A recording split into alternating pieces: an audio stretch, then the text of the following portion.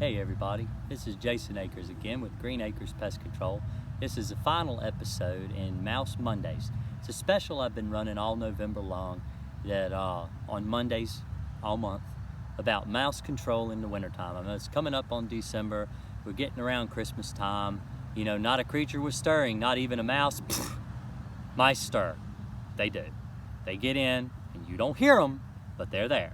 And so this is a video mainly today. I'm going to kind of go over what I've already talked about in the last 3 videos, kind of give you a synopsis of what we've been discussing, and try to give you some stories and some background and some reasons why you really don't want mice in your house, why it's important to do away with them and keep them out of your home for good.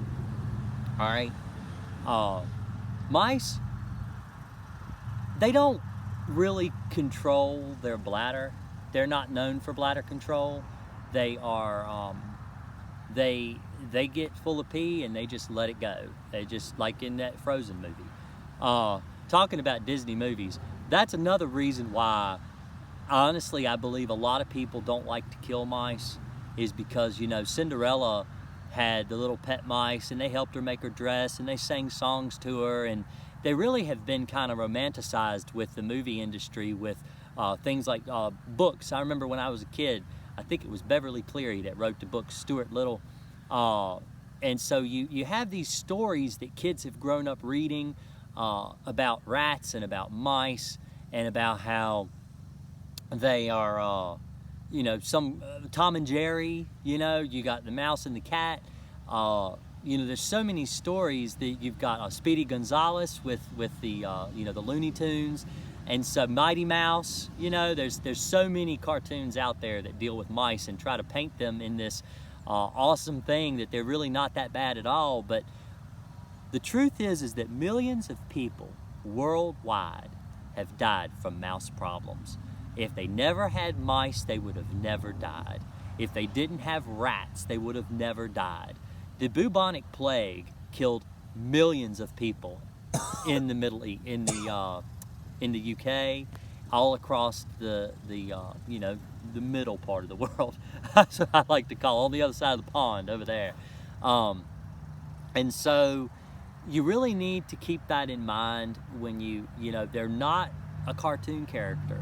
They're not, yes, they may be cute, they may be cuddly, they may look sweet and nice, but they're very deadly. They're very dangerous. Their urine, the dried up urine particulate, if you deal with a mouse nest or something, it can make you deathly ill. You can die from it. They're not something you really want to play around with. You definitely do not want them living in your house. I have a story, and I don't think she'll mind. She's a camera lady. I'm sure she'll stop recording if she doesn't like it. But my wife, when she was young, really young, if she's young now, she's very young and beautiful and sweet. When she was really young, I mean like really, really young, and I have to say this because she's recorded. But anyway, she was just a little girl, and they had a mouse get in the house, and they thought it was so cute. And like I said, with the romanticizing of Cinderella and the mice making the, you know, pulling the carriage and turning into horses and making her dress and all the great things from that story, she and her sisters, she's the oldest of 3 girls, they decided that they were going to feed the mouse that came into the house at night, at dinner time. They'd all get ready to eat dinner, and then they would leave a little portion for Stuart Little right there on the stove, and the mouse would come up and they'd eat the food, and they fed it. Like I said, they made the mouse, they turned a potentially dangerous rodent into a pet. That, you know, if you want a pet mouse, go to the pet store and get a pet mouse. Don't bring a field mouse in the house and expect it to be your pet, because they're not pets. They're wild animals. Yeah, it's like, would you bring a Bengal tiger? That was loud.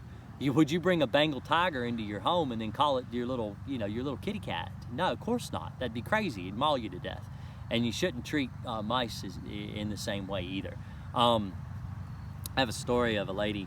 She, you know, knowing what I know, and like I said, you could read all this information on my blog, on my website about mice, but I had a customer one time who And I'm going to put this in my book. By the way, I am writing a book too about the crazy things that I've dealt with as an exterminator. To be announced. I'm not really ready to release it yet. But I have a woman that I worked for one time, and she had mice so bad in her house that, and this is more or less just to explain and I use this word, I know a lot of people get offended, but the ignorance that people have when it comes to mouse control, it's really not their fault. They just don't understand the dangers of mice.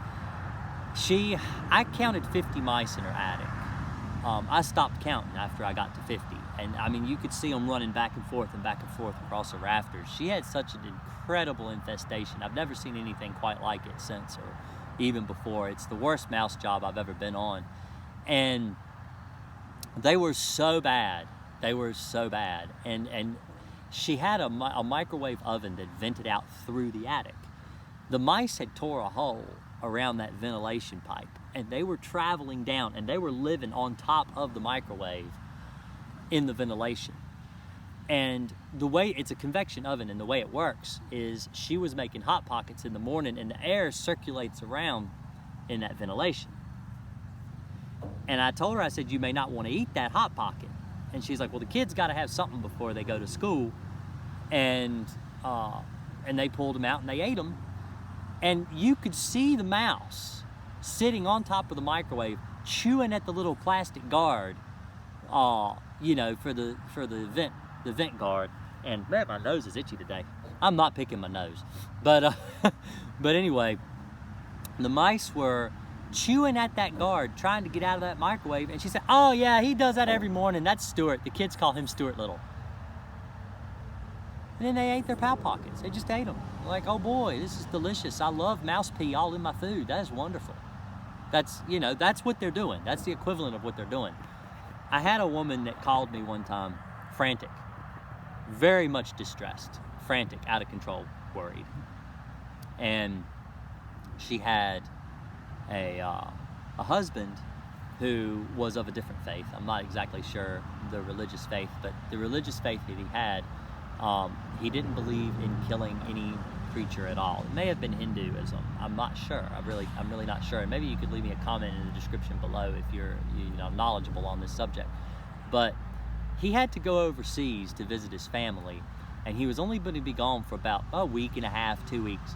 And she called really distressed, and she said, she explained to me that she'd been dealing with mice for about 3 years in her home, and that her husband was a doctor, and that he also didn't believe in killing any kind of animals at all, or even bugs for that matter. He wouldn't even step on a cockroach.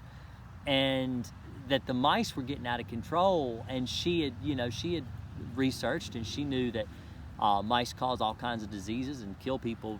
Every year people die from problems with mice control. I mean, especially in third world countries where the mice will run over them while they're trying to sleep and spread disease and everything. So she had been reading, and she was really concerned, and so she called me and she said, "You have to come right away, immediately." And I'm like, all right, well, I guess, I was getting ready to clock out for the day. It was well after 5 o'clock, and it was starting to get dark, actually. And so, because it was this time of year, it was late in the year, and it was starting to get dark just like it is now. And so I contacted her. I went out to her house that day, and I baited her house for mice. She paid cash. She didn't want any kind of ticket, even though I still have to write up all the receipts and everything anyway, just for tax purposes. And she's like, well, I don't want any copy of it because I don't want any trace that I ever hired you at all, because I've saved this money up in a private stash, and he don't know I have it, but I have got to kill the mice because I'm not having, I'm not going to let him die. I have to look after my husband. I have to look out after me, and I don't want anything to happen to either one of us. And, even being a doctor, he would rather have the mice in his house than get rid of the mice. And, like I said, people know mice carry diseases. They're not something you want in your home ever. And so I hope this series has been really informative. I hope you've learned some ways to eliminate mice from the house. I hope that this has helped you. If it has, give me a thumbs up. If you really enjoyed the channel and the videos and stuff that I released, then think about subscribing to my channel. Like I said, I try to keep a pretty active schedule. I know from time to time, like around the holidays and stuff, I get kind of behind on my videos. I may not release one, you know, every week, but I really try to do it. I really want to help you guys out. I've been an exterminator for about 30 years of my life. I work now in Charlottesville and Lynchburg, Virginia, and so I'm local. I do bed bugs statewide, which a lot of people know about my channel. I do a lot of bed bug information. A lot of my followers follow me because of my bed bug information. But I thought I'd do something a little different with the mouse. I hope this has been really informative, and I hope you guys can have come away from this learning something new, and I hope none of you have mice in your house. So leave me a like, leave me a comment below if you have an idea for another series you'd like to see me do on other bugs or critters or, you know, creatures that get in the house. I'm more than happy to do it for you. Y'all have a really great day. Follow me on Facebook, Green Acres Pest Control LLC, and I'll be seeing you later. Thanks a lot.